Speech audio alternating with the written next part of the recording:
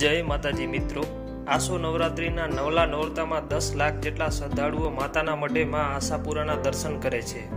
गुजरात अने गुजरात बहारथी लोको चालता चालता माना चरणे शीश झुकावे छे। शुं तमे आशापुरा माताजी मंदिर साथे जोडायेली पौराणिक ऐतिहासिक वातो जाणो छो? तमने घरे बैठा बैठा माताजीना मंदिरनी संपूर्ण ऐतिहासिक माहिती आपू। विडियो छेल्ले सुधी जोजो।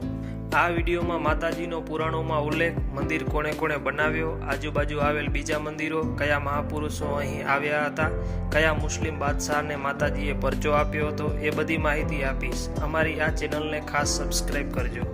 મિત્રો, આપ સૌ જાણો છો એમ આજથી 1500 વર્ષ પહેલા મારવાડથી દેવચંદ નામનો વાણિયો કચ્છમાં વેપાર કરવા આવ્યો હતો।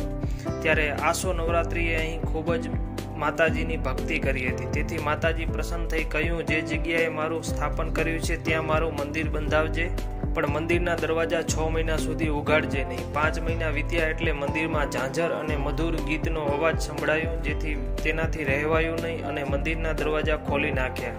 માતાજીના અડધા શરીરના ભવ્ય દર્શન થયા। તેને ભૂલ સમજાતા માતાજીની માફી માંગી। માતાજીએ તેના ઉપર પ્રસન્ન થયા। ત્યારબાદ કચ્છના ફૂલ રાજાના 2 કારભારી અજો અને અણગોરે માતાજીનો મઢ ચણાવ્યો હતો। કચ્છ રાજ્યના રાજા હમીરજીના પુત્ર ખેંગારજીને રાજ્ય ગાદી મળતા દર વર્ષે નવરાત્રિમાં માતાના મઢે રાજવી પરિવાર દ્વારા માતાજીને ચામર ચઢાવવામાં આવે છે।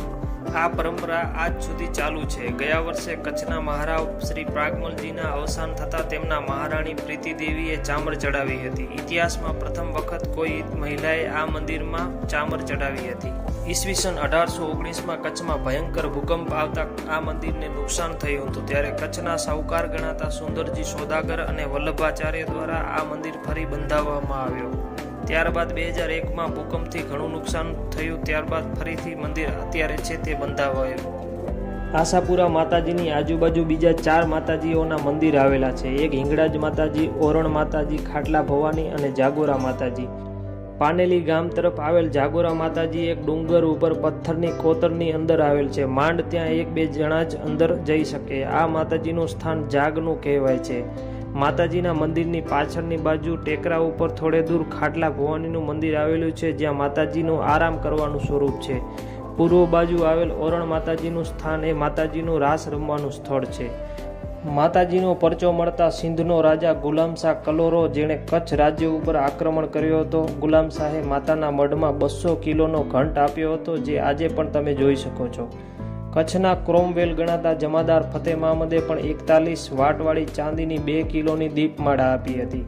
કચ્છના ઇતિહાસકાર જયરામદાસ નયગાંધી લખે છે કે સ્કંદ પુરાણમાં આશાપુરા માતાજીનો વિગતવાર ઉલ્લેખ છે, તેમજ પુરાણોમાં પીપલાસાપુરી તરીકે પણ ઓળખાતા। એમ કહેવાય છે કે શ્રી કૃષ્ણના બહેન કૃષ્ણા અને આશાપુરા પીપળામાં વાસ કરે છે।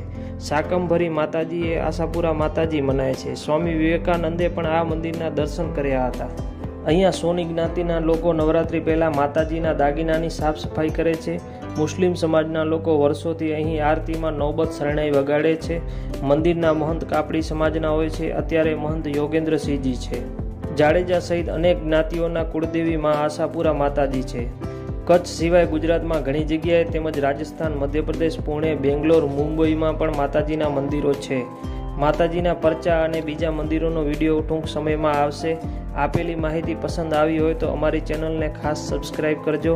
આશાપુરા માતાજીની તમારી શ્રદ્ધા ઉપર હું ખાલી 500 સબસ્ક્રાઇબ કરવાનો ટાર્ગેટ રાખું છું। મને આશા છે કે તમે સબસ્ક્રાઇબ કરશો, જેથી નવો વિડીયો આવે એટલે તમે સૌ પ્રથમ જોઈ શકો। આભાર। જય માતાજી।